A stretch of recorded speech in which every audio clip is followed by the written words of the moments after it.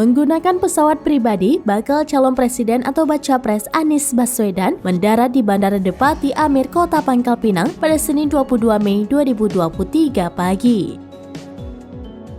Pantauan Bangkapos.com, kedatangan baca pres dari Partai Nasdem Anies Baswedan disambut langsung oleh Sekretaris Wilayah Babel bersama pengurus partai lainnya di Bandara Depati Amir, tepatnya di pintu kedatangan komersil.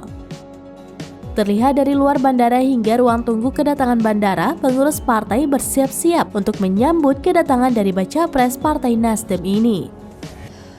Setelah mendarat di bandara, rombongan baca pres Anies Baswedan rencananya akan melanjutkan ke Hotel Novotel dan menuju gedung DPW Partai Nasdem Babel di Kota Pangkal Pinang.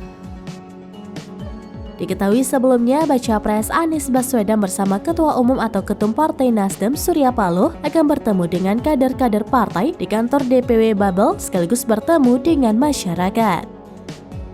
Baca pres Anies Baswedan sendiri berangkat dari Jakarta pada pukul 7 waktu Indonesia bagian Barat dan mendarat di Bandara Depati Amir, Kota Pangkal Pinang sekitar pukul 8 waktu Indonesia bagian Barat.